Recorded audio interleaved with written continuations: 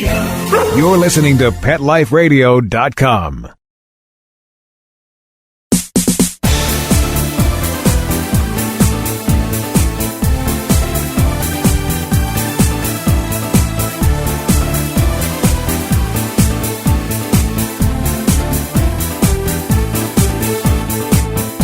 Welcome to Bark and Swagger on Pet Life Radio. I'm your host, Jody Miller-Young, and today we have a special treat. We're going to be speaking with a master pet couturier who's been commissioned by corporations as diverse as Pepsi, Saks Fifth Avenue, and EMI Records, and been covered in the New York Times, The Today Show, Good Morning America, People Magazine, People's Pets, and more. His name is Anthony Rubio, and you might have heard of him because he won the Pet Designer of the Year award at last year's New York Pet Fashion Show. But before we meet Anthony, we're going to take a short break for a message from our sponsor. So get comfy, grab a cup of your favorite beverage, and we'll be right back. We'll be right back after a short pause. Your dog loves going for a walk, but what do you do when the weather just won't cooperate? Your canine companion shouldn't have to come home cold, wet, and uncomfortable. Zippy Dynamics has created a chic, revolutionary, and functional suit that covers your best friend from head to toe. Our apparel is stylish and remarkably protective against all weather.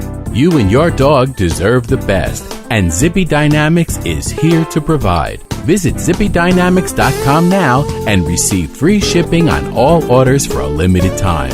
Zippy Dynamics, clothing of a different breed.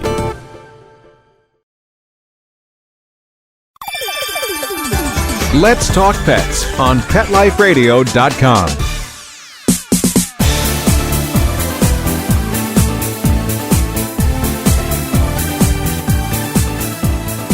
Welcome back. You're listening to Bark and Swagger on Pet Life Radio. I'm your host, Jody Miller-Young. We're chatting today with Master Pet Couturier, the award-winning Anthony Rubio. Hey, Anthony. Hello, how are you? Good. How you doing today? We're doing great. Thank you so much. Wonderful. I'm so excited to talk with you because you've done so much. So hopefully we'll get to cover, maybe even scratch the surface a little bit in today's interview. But I want to start by saying you've created couture for the top dogs in the pet fashion world. But it's your, I'll call it sassy creations, the ones that, for special events that I'd like to start with today. Take the annual Tompkins Square Park Halloween Parade. Tell us what you created for your two adorable Chihuahua models, Bogey and Kimba, over the last couple of years. And please don't leave out the Michael Jackson one. Well, I'll start off with the Michael Jackson because it really had more to do with the dog I rescued originally, which was Bandit. And he won in his last year. I had rescued this Chihuahua. He was supposed to only live 1 year because he had health issues. He ended up living 8 years and won accolades and awards for appearances in so many events, including Tompkins Square Park. And in his last year, he won the category many times in many different creations, but his last year he was Michael Jackson in the Thriller ensemble with the whole diorama of the video, and I created the whole thing from scratch and with dancing zombies and everything, and he won the top dog of 500. He won Best in Show at the Tompkins Square Dresses Michael Jackson. Wow. Wow. That must have been some job to create everything. Well, the funny thing is that I did it overnight. It was a How did you manage that? Let's just say I didn't sleep. And and in the morning when they came to pick me up, they said, Anthony, you look like one of those zombies. So guess what I dressed as? As a light bulb moment, I dressed as a zombie and dragged Bandit on the diorama out in front of the judges dressed as a zombie myself. So it's about making it work for you. Yes. Now going back to the boys, Bogey and Kimba are my muses and the loves of my life, my boys, they're twins. Chihuahuas, black and white, my yin and yang. I dressed them this year. They were for characters from the Game of Thrones. I called it the Game of Bones. And they came with their own little mascots and everything. And again, I created everything from scratch. And they got a lot of recognition, a lot of press. The year before was even more hilarious because it was the year of Liberace behind the candelabra. So I dressed Michael Douglas. Yes, and I dressed Kimba as Scott Thorson, the love interest of Liberace. Yes. And again, they got a lot of recognition and press. So it's about having fun and having your finger on the pulse of knowing what's hot and what's going on in the media. And Pop culture, and being clever, creative. Yeah. Yes. Very, very cool. We have got to get some pictures up so people can see some of these costumes on the Bark and Swagger page of the Pet Life Radio site. So definitely send that to me, okay? Absolutely, you will. Great. So, Anthony, you began as a women's wear designer. How did you get into that? What was your specialty in that field? Well, when I was in high school, I was raised going to private schools, and there were no art classes, which is a shame because in New York they're trying to do away with those programs, and I'm more than that they should implement music and art into the schools because the kids need more, something for them to express their talents. But going back to that, I was in school, I didn't have it, but I always had an interest in fashion because I was a big movie buff. I used to love to watch my mom, who was always dressing up still for every occasion, and I used to sketch. And when it came time to make a decision for college, I decided I wanted to study fashion, and of course I tried to get into the toughest colleges in the fashion industry, namely Fashion Institute of Technology and Parsons. I created a portfolio on my own without any training or anything, and lo and behold, I was accepted into both colleges, and the interview process went smoothly, and I was told that I was great at illustration, and I chose to go to Fashion Institute of Technology, where I learned draping, advertising, and women's wear. I specialized mostly in the draping courses and doing women's evening gowns. After that, I went into the industry, but something was calling me. My heart was in something else by that time, and it was to go into education. And I wanted to help learning disabled children, and that's the direction I went. It was years later on that, after rescuing the dog I mentioned earlier, Bandit, my interest was rekindled with the design industry, and this time I went into the pet design industry. Wow. And you are still teaching today, right? 25 years later, I'm still working at the Board of Education, and it's called the Department of Education. Yes. And I work with learning disabled students, teaching them, children with dyslexia and such, because they deserve a chance. And you'd be surprised at how much talent is hidden behind those kids who might have problems learning the regular academics, but when it comes to the arts, they are whizzes. Geniuses. And you must be the coolest teacher on the block with what you do. Oh, I like to think so, but the kids love to click with me. So, yeah, I think that it Very cool. Very, very cool. So what are some of your favorite designs that you've created and why? I've created many things. I started off, the most fun I had was when I was doing costumes for Bandit for various contests in New York. You named one, Tompkins Square Park.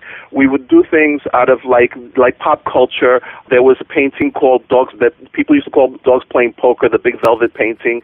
Yes, I remember. A Friend in Need is the name of the portrait, and I recreated it in real life, and I put Bandit in the portrait, and it was the dogs playing poker, and he was the dealer, and they had springs in their paws, and they were moving as the cart moved around.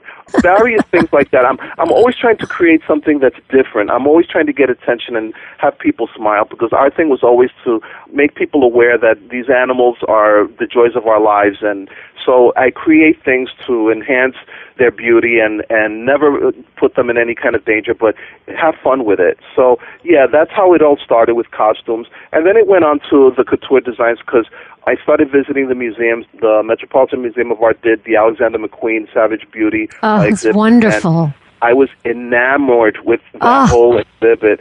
And I started taking ideas and borrowing concepts and ideas and fabric ideas, and I started creating things. And the rest is history. I just went into couture from there. And you've become one of the most, if not the most popular pet couturier in the industry. So kudos to you. Oh, thank you. You're welcome. In July of 2012, your designs were featured in a world record-breaking $250,000 dog wedding. Oh, my God. Tell us about that. Tell us about that wedding and tell us about what you created for it. Okay, well, first of all, I want to clear the misconception that even though it was valued at $250,000, $250,000 were not actually spent on the wedding. If not that, it was the value of the items that were donated to create this wedding. Whose wedding was it? It was with Wendy Diamond, the animal Of course. advocate. Yes, and it was her dog who was getting married, who unfortunately passed away Lucky. that same Yes. year. Lucky. Yes, and Yes. she had adopted another dog, which took the place for the wedding, because the wedding was more Hope. an idea of an event to raise funds for a wing, for an animal cancer research wing for the Humane Society. Yes. So there was $250,000 worth of goods provided, including a huppah, because it was a Jewish wedding. And which the huppah was like, I was told it was $5,000 worth of roses. Oh my God. There were bands. It was at a very elaborate hotel on Central Park West. There were orchestras. There was an opera singer. I remember there were chefs cooking around the clock. I was tagged to create dresses for rescues that were up for adoption, that were part of the wedding. And I created, I believe it was between $15,000 and $20,000 worth of garments that I donated, and were featured in, like, Entertainment Tonight did a story on it, and we were featured in the Daily News at the time. Other than that, also there was the Cake Boss, who provided the cake, and we were even featured on the show when the episode came up, showing the wedding. But in total, they raised several $100,000 that went to the Cancer Research Wing, and it was all worthwhile because everybody that went, it was anybody and everybody who was in the dog community of New York was there. They spent the money because it was going to a worthy cause. So the misconception that it was just an elaborate wedding, with all the bells and whistles, it was more to raise money. I'm glad you clarified. That's really very beautiful. Really, really beautiful. So you were born and raised in the big melting pot that's New York City. You're of Puerto Rican ancestry. Does it influence your designs? And if so, how?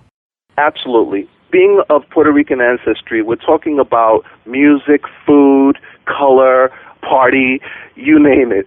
And my mom was the biggest influence for me because I was raised by a single mom, and she was a fashion plate. I mean, we're talking about that. I've had the privilege of being raised through some of the most elaborate time periods in fashion, and my mom wore it. So I saw bell bottoms, I saw mini skirts, I saw midi dresses, I saw haircuts of all kinds, and it all influenced my fashion, and it pushed me more into the realm of wanting to become a designer because I wanted to express myself through the fashion. Wonderful. Now, everything you make is strictly couture, and for people that don't know exactly what that means, it's completely handmade. What's the most elaborate design you've ever done, and for whom? The most elaborate garment, you're right, couture is predominantly done by hand. A lot of the elaborate work is hand-sewn, hand-beating, everything. And the most elaborate piece was the one you mentioned earlier that won the title for the best design of the year for the New York Pet Fashion Show, which took almost 3 weeks to create because it was a theme that had to do with the crown jewels.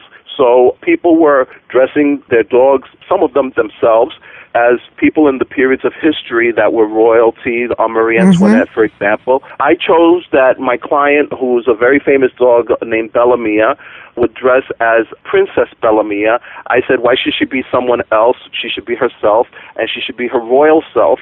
So I created a crown, I created a necklace of jewels, and then a cape of faux fur trimmed in jewels, and then an elaborate gown that had over 1,000 flowers that I hand-cut and attached by hand with crystals within each flower. Oh, my goodness. The bodice was a combination of 4 different fabrics, some with sequins, some with stones, and flowers that I attached also that I handmade.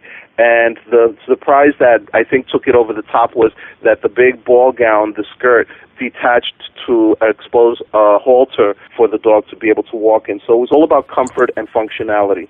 That is fantastic. We're going to have a picture of that on the Bark and Swagger page of the Pet Life Radio site so you can see this phenomenal piece that Anthony created.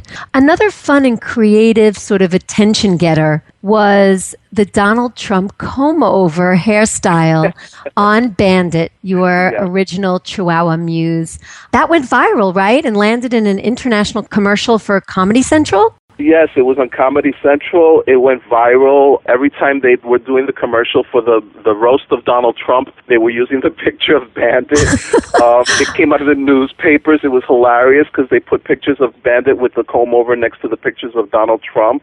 It just caught fire. And what gave you the idea to do this?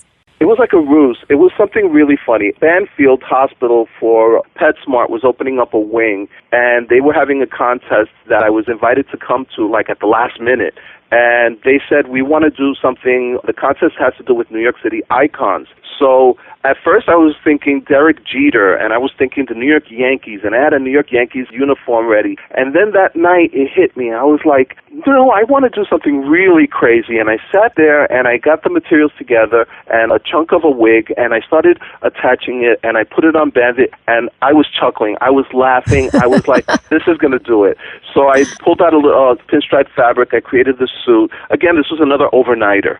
And the next morning we showed up, and lo and behold, when we showed up with him, everybody pointed and said, Donald Trump. They already recognized him. And, of course, he won the competition, and the picture made the papers, and it went absolutely viral. And, I mean, what can I say? It was something that just happened spontaneously and won recognition all over. Do you have a picture of that? I have a picture of that. TMC picked it up as well. Please send me a picture, Anthony, and we'll put it up. Yes, I keep pictures of everything, so I'll send you a picture of that and the Daily News too. Great. So there'll be a picture of that on the Bark and Swagger page of the Pet Life Radio site. You've got to see it. It just sounds hilarious. What other crazy stunts have you created with the pups? Well, I'm always thinking, to blow things out of proportion. So I've created, like I said, I did the Michael Jackson. I did 1 year, oh my gosh, they caught me on Times Square dragging along a gondola, an actual gondola that I built from scratch with lights and everything, and Bandit in it dressed as Phantom of the Opera. And the people were like, God. Are you kidding me? You're dragging a dog in a gondola down Times Square. And I've also done, Bandit was also the only dog to ever get the title of the Macy's Petacular when they were doing those. He won 2 years, the title for the top dog for Macy's Petacular, which was a contest that they would do for the opening of the Spring Flower Show. And 1 year he got the Daily News also. In fact, he beat Obama as far as being on the newspaper. He got the page before Obama. Ooh. He was dressed as the Mad Hatter with the complete Tea Party set, and it was the year that they were about to announce that Johnny Depp was playing the part of the Mad Hatter in Alice in Wonderland. Yes. So we were ahead of the game. And then the next time he won as a caterpillar, which I unzipped the coat, and out came a butterfly that was done elaborate flowers, silk flowers, and the theme again because of spring flowers. So you have to think along the lines of what the event is. Yes. And he won that title as well. So Bandit won a lot of prizes and a lot of money, which I have to say we would turn around and donate the money to the shelters. So, when Hurricane Sandy happened, Bogey and Kimber donated the $500 they won at another contest to the Humane Society of New Rochelle for the dogs that needed homes and needed food. And we always turn around the money that we raise from any events, including proceeds from my designs, go to rescues and shelter dogs. That is beautiful, Anthony. You are unbelievable. What talent. Wow. Okay, hold that thought because I want to hear more stories, but we're going to take a short commercial break right now. And when we come back, we'll learn about the wonderful period pieces that Anthony is creating right now for the biggest pet fashion show of the year. So refill that cup and stay tuned. We'll be right back. Sit. Stay. We'll be right back. Right after we kibble a little with our sponsors.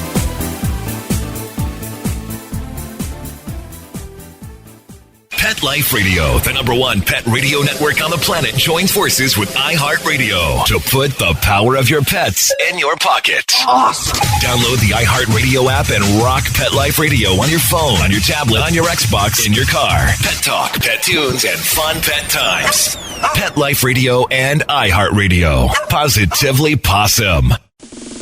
Hi, I'm Dana Humphrey, also known as the Pet Lady. I travel from coast to coast to pet trade shows and consumer events to scout out what the hottest, hippest, and most unique pet products are on the planet, bringing you tips and tricks from top veterinarians, groomers, trainers on how to safely travel and live happily with your pets. The Pet Lady will be in a city near you, showing off the latest and greatest tech pet gadgets, cozy comforts, and fab gift ideas for man's and woman's best friend. You can learn more at thepetlady.net or connect socially and tweet with me at PetLadyWorld. Having a rough day? Longing for the dog days of summer? think your fun, furry friend lives a dog's life? Well, find out everything you're begging to know as Pet Life Radio presents It's a Doggy Dog World with pet expert and award-winning author Liz Palaika, Kate Abbott, and Petra Burke. Every dog has his day, and you'll find out how to make your dog's day fun and rewarding. Every week, on demand, only on PetLifeRadio.com. Let's talk pets Let's talk pets on Pet Life Radio. Pet Life Radio. PetLifeRadio.com.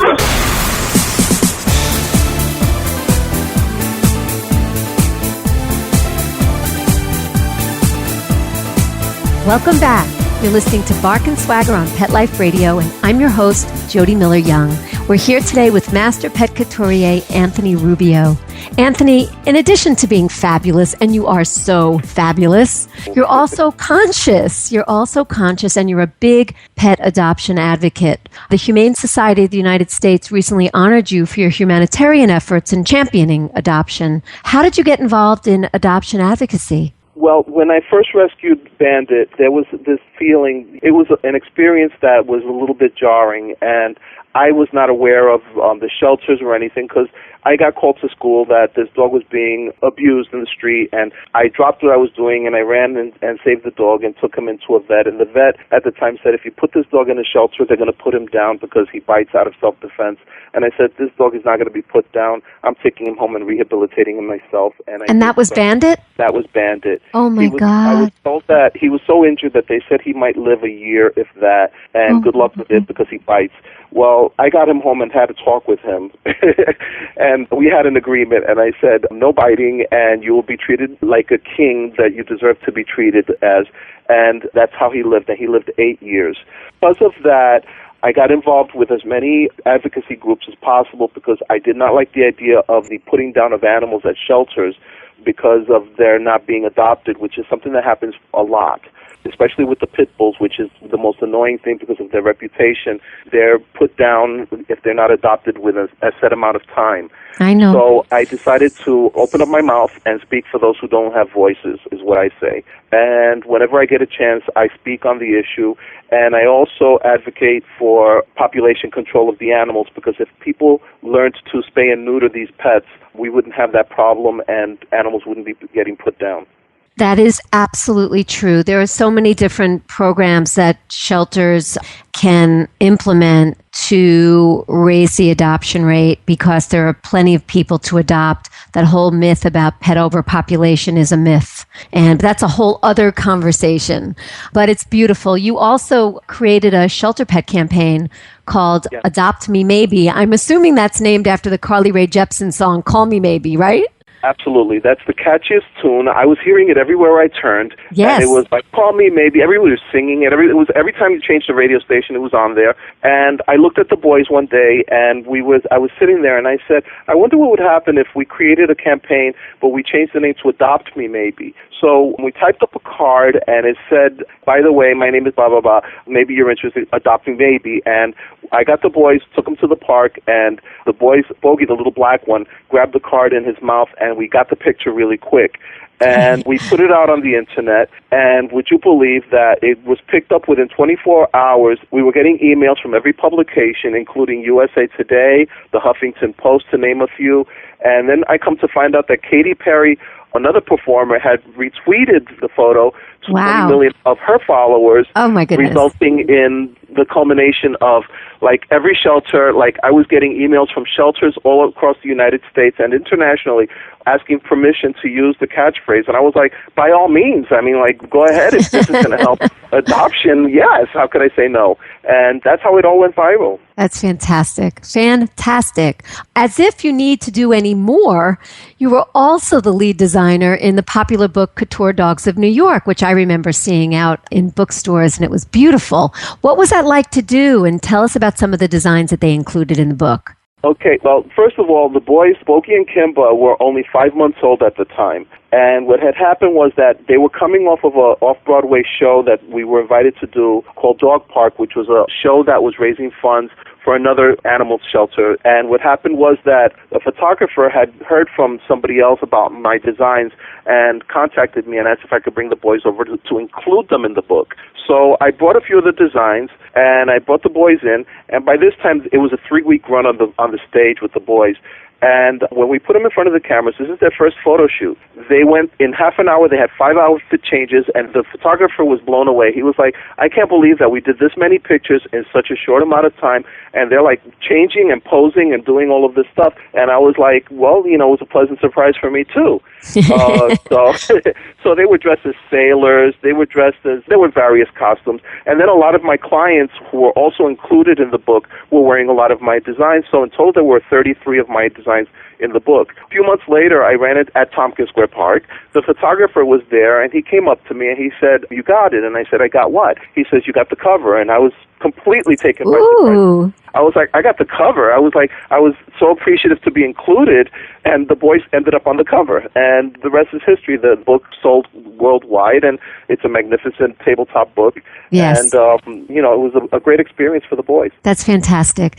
Now, Bogie and Kimba, do they like dressing up? I mean, it sounds like they're naturals, but I can just speak for myself. I'm a pet fashion designer who has a dog who hates wearing clothes. I mean, go figure. What about Bogie and Kimba? Okay. Well, let me clarify something. I adopted Bogie and Kimba. It was supposed to be just one, and I fell in love with the two, and I couldn't decide. And they said to me, normally we only put one out for adoption, but we know you, and we've heard about you, and we've researched you, and we would love for you to take the two of them. So that was how I ended up getting them, and they were 2.5 months old. Oh, so at 2.5 months old, I was already dressing them, and so they didn't know anything. That's what they know. Yes. It's just what they know. So if you see me now dressing them, they put their little arms out. Bogie likes to kiss me while I'm dressing him because it's like his affection. He feels loved. And I have to say that when I dress them, they're rambunctious little guys because they're Chihuahuas, and we know that their personalities feisty. But the thing about them is that the minute I put clothing on them, they calm down. It's like, I guess they feel like it's a hug. So they stay still for me, and they pose, and they love wearing clothing. And when I design for comfort. Yes, I do the fashion thing, and I want to blow up the fashion as best as I can. But for me, it's about the safety of the pet first. So it's about using materials that are pet safe and nothing that's going to cause any harm to them, cut them or restrain them or stop their breathing. So everything is flexible. Usually it's breathability on the fabrics. So they're very comfortable, and they prance around in the garments all the time. Love it, love it, love it. Now, you're going to be stretching your boundaries a little bit more very soon. In fact, you're in the midst of it right now. You're going to be participating again this year as a key runway designer in the New York Pet Fashion Show. In fact, you were chosen as the photo, or Bogie and Kimba were chosen as the photo for the initial poster for the event. This year's theme, because there's always a theme, is a rescue revolution, peace, love, and animal rescue. And it's a tribute to the fashions of the 60s and 70s, which I'm thrilled about because that's what I grew up in, like you. So this is very special for you, too. You told us a little bit about your mom and what she would wear, but tell us a little bit more about why this period is so special for you. Well, I grew up in that revolutionary time of the British invasion, Mary Quant, Twiggy, the Beatles. I grew up seeing all of that come to life. And as a child, I mean, I was little, but I remember it vividly because it was so exciting, and everybody, it was the buzz and the colors and the messages, and it was the time of the Vietnam War. So there was so much going on, and it was a tumultuous time, and fashion was making a statement all over the place. Paco Rabanne, Pierre Cardin, Yves Saint Laurent, all the big designers were making their big message. They were making their points, and I couldn't help but remember all of that. That the boys got the poster was a complete surprise to me because Ada Nieves, who runs the event, contacted me to create something. She told me the event is going to be of this. She needed some pictures to get some ideas. She's very vague about everything. And she we love Ada. And create something because I know that you're the one who could do this. So, again, another overnighter. I sit there and I'm like, what am I going to do? I start pulling out fabrics. I start sketching. And I said, I could do a Jimi Hendrix hat. I could do the flower power thing. I could do psychedelics. and I just put together these like dashikis and little things with beads and peace signs, and I threw it on the boys, took them to the park again, took some photos and sent them to Ada. And lo and behold, all of a sudden, I see a poster materialize, and she's like, guess what? Your boys are the poster boys for the event. And I was like, okay, here we go again. It's another poster children surprise. Again. Yes, I was like, yeah, see, these kids are making it again. So, it was a really pleasant surprise. It's something I didn't plan on, and of course, it's always welcome. And they made the statement, and I said, well, thank God that, they participated. And now the thing is that the event is coming in a couple of months, and I have clients who've asked me to design for them. So I'm pulling out my patent leathers and psychedelic fabrics and Marimekko patterned fabrics, and I'm going to be creating a myriad of designs that capture the whole gamut of that time period. I love it, and I can't wait to see. And we'll have that poster up on the Bark and Swagger page, too, so you can see. They're adorable, complete with the John Lennon specs, circular specs. So you're always so busy. In addition to the New York Pet Fashion Show, what else is on the horizon for you? Well, I'm in the process now because after I did the pet design, I don't know if you know that last year for Fashion Week Brooklyn, I presented my first women's wear line. So, yes. Which was very well received, and I try to work with things that it's like matching or coordinating with the dogs. Yes. And it went over really big. I also presented at that time, and just before that I was already doing it for myself. I was wearing these spectacularly colorful ties called naughty ties, which I created for myself, and they've become the new buzz thing. Everybody wants one now. I'm getting emails, people wanting to buy them, because I create ties that are made, okay, are you ready for this? The fabric they use for making negligees. So they're very seductive, and with the 50 Shades of Grey thing going on. Oh, yeah. The street, the ladies keep asking me where I get my ties. Everybody wants to touch and feel the ties. So those are becoming popular. I'm also working right now, I'm putting together my new collection for New York Fashion Week, because I was asked to design for New York Fashion Week. I was the first pet designer to ever present at a New York Fashion Week back in 2011. I was happy with that. And I try to be involved as much as possible. I get invited to the tents to see the fashion shows of the big designers and get inspired. And this year I was tapped to do a presentation for New York Fashion Week. It's amazing, Anthony. Brooklyn Fashion Week I will do also. And to top everything else off, my present to the boys is a vacation to Paris. So we're doing springtime in Paris, where we've already booked a few interviews and photo shoots with some fashion photographers, and we plan on just making a big explosion in Europe. I love it. One of my favorite cities in the world. Well, I am so sorry to say we're out of time. I've had the best time talking with you, Anthony. I could talk with you for hours. Likewise. So, Anthony, your designs are amazing. If people want one of their very own, where can they reach you? Where can they see your designs, and where can they get in touch with you? First of all, everything is done by appointment, so I conduct an interview, so I want to know that the dog is going to want to wear the clothing. I'm not just going to create for anybody just to throw it on the dog and the dog tear it up. Perfect. So the thing is that they could look at my designs and my work at AnthonyRubioDesigns.com is my website, or they can visit me on Facebook under Anthony Rubio, or they can find me on Twitter, or I'm on the social media, so they can even just Google my name, Anthony Rubio, and it'll direct them to wherever they want to go to find any of my work and my photos. Wonderful. And Rubio is Rubio. Anthony is spelled the traditional way. Correct. And feel free to come back and, visit with us, chat with us anytime. I'm there. You got it. Thank you. And thank you all for listening. And thanks to our producer, Mark Winter, who makes us sound like geniuses. My passion is fashion, so tune in next time to discover the designers, styles, and home decor I love. And don't forget to visit me at barkandswagger.com, where you'll find great fashion stories and more. So until next time, when fierce fashion calls, bark and swagger. Let's Talk Pets, every week on demand, only on PetLifeRadio.com.